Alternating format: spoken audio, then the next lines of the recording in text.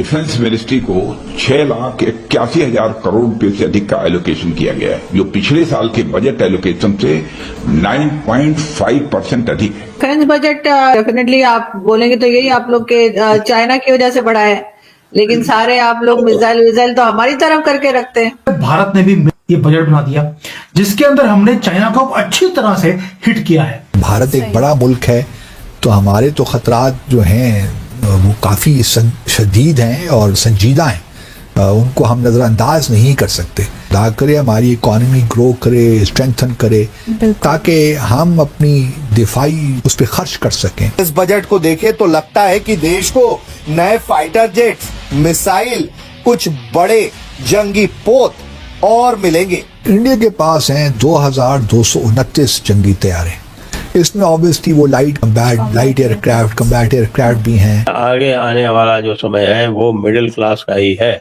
Middle class का इसलिए भी है क्योंकि जो गरीबों का जो प्रतिशत था वो धीरे धीरे बहुत ही कम हो गया है। वैंस की जो बेगम है, आई थिंक उसने वैंस को भी वेजिटेरियन बना दिया है। This shows the confidence of the Indian American, Indian Hindu community. It also shows the tolerance of the American community. Bharat को ये एडवांटेज हासिल है कि वो ऑफ द शेल्फ चीज़ें ले लेता है, चाहे वो अमेरिका से प्रेडेटर ड्रोन्स हों या राफेल एयरक्राफ्ट हों, तो उसको ये कंस्ट्रेंट्स उस तरह नहीं है, लेकिन हमारे यहाँ ये कंस्ट्रेंट्स बहरहाल हैं। डिफेंस बजट में पिछले साल से तो ज्यादा इजाफा करा गया है इसमें, और मेनली उसमें कुछ चीजों पे ज्यादा एम्फेसिस देने की कोशिश करी है। एक सबसे ज्यादा शिप बिल्डिंग के ऊपर इन्होंने एम्फेसिस दिया। Ship building manufacturing defence purpose के लिए भी उसको भी इन्होंने थोड़ा सा एम्फेसिस देने की कोशिश करी है। डिफेंस बजट में पिछले साल से तो ज्यादा इजाफा करा गया है इसमें, और मेनली उसमें कहते हैं कि गलत है। के बारे में मैं अगर समझना चाहूँ संदीप, एक बेस्ट फाइनेंस मिनिस्टर के तौर पे जरूर जाना जाएगा।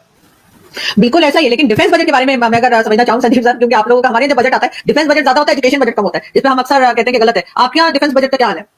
डिफेंस बजट में पिछले साल से तो ज्यादा इजाफा करा गया है इसमें, और मेनली उसमें कुछ चीजों पे ज्यादा एम्फेसिस देने की कोशिश करी है। एक सबसे ज्यादा शिप बिल्डिंग के ऊपर इन्होंने एम्फेसिस दिया। Ship building manufacturing defence purpose के लिए भी उसको भी इन्होंने थोड़ा सा उसमें जान डालने की कोशिश करी है। Plus as well as for civilian use, मतलब कि इंडिया की जो टोटल कोस्ट लाइन है उसके अंदर शिप बिल्डिंग एक अपने आप एक बहुत बड़ी इंडस्ट्री को स्टेटस उसको दिया, उसको उस तरीके से उभर के आएगी आने वाले साल के अंदर। तो उसके अंदर डिफेंस के पर्पस के लिए शिप बिल्डिंग पे बहुत ज्यादा पैसा डाला है, प्लस सिविलियन शिप्स के अंदर भी पैसा डाला है। उसमें जो कंट्री के अंदर जो वाटरवेज है, जो इनलैंड वाटरवेज है, उसके अंदर भी शिप बिल्डिंग को बहुत ज्यादा इन्होंने एम्फेसिस दिया कि आने वाले दिनों में हम शिप्स के जरिए माल का आना जाना यहाँ पे इनलैंड वाटरवेज से भी करवाएंगे। प्लस जो इंटरनेशनल वाटरवेज है, सीज है, ओशंस है, वहां पे भी जो शिप बन के जाएगी वो इंडिया के अंदर से बन के जाएगी। आने वाले दिनों में हो सकता है हमें शिप्स इंपोर्ट करने की जरूरत ना पड़े, चाहे वो डिफेंस से रिलेटेड नेवल शिप हो या डोमेस्टिक शिप्स हो।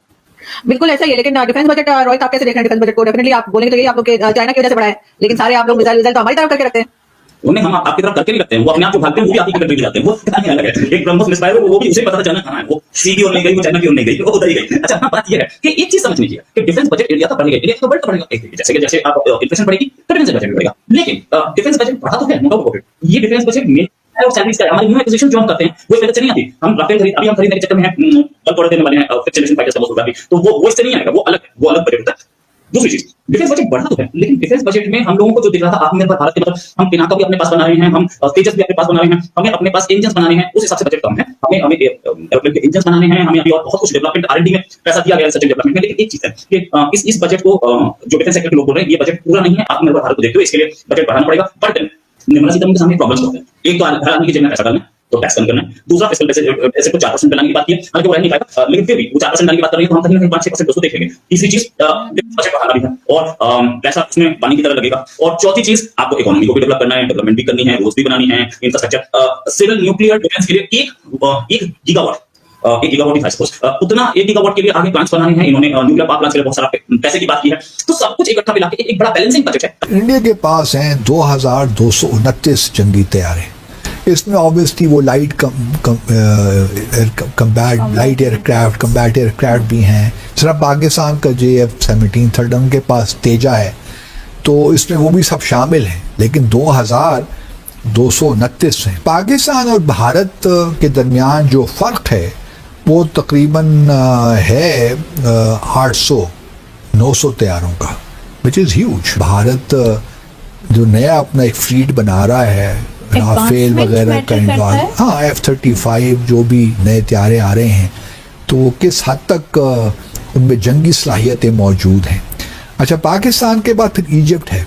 इजिप्ट के पास 1,093 जंगी तैयारे हैं। फिर तुर्की के पास 1083, मेरा अपना ख्याल था कि तुर्की के पास ज़्यादा होने चाहिए पाकिस्तान की निस्बत, लेकिन तुर्की के पास कम है पाकिस्तान से। लेकिन अब हमारा वो उनके साथ एक जॉइंट वेंचर शुरू हुआ है, एक जदीद त्यारा हम बनाने जा रहे हैं, तो वो शायद हमारे लिए भी अच्छा हो और तुर्की के लिए भी अच्छा हो।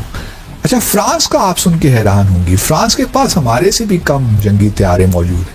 उनके पास सिर्फ 976 त्यारे हैं, जो कि 1000 से कम है, लेकिन उनको शायद ज़रूरत नहीं है।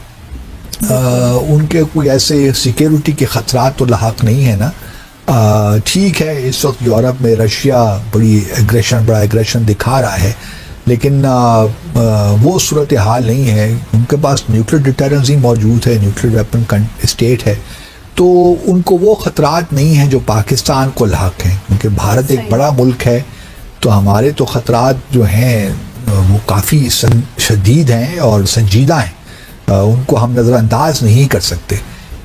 इस वजह से पाकिस्तान को वेदर वी लाइक इट और नॉट, हमें अपना जो है डिफेंस एक्सपेंडिचर खुदा करे हमारी इकॉनमी ग्रो करे, स्ट्रेंथन करे, ताकि हम अपनी दिफाई जो हमारे ज़रूरियात हैं उनको हम सही तौर पे उस पर ख़र्च कर सकें। अभी हमारे जो चूँकि रिसोर्सेज नहीं है, तो ये सारी चीज़ें माने आ जाती हैं कि हम बहुत सी चीज़ें हासिल नहीं कर पाते। भारत को ये एडवांटेज हासिल है कि वो ऑफ द शेल्फ चीज़ें ले लेता है, चाहे वो अमेरिका से प्रेडेटर ड्रोन्स हों या राफेल एयरक्राफ्ट हों, तो उसको ये कंस्ट्रेंट्स उस तरह नहीं हैं। लेकिन हमारे यहाँ ये कंस्ट्रेंट्स बहरहाल हैं।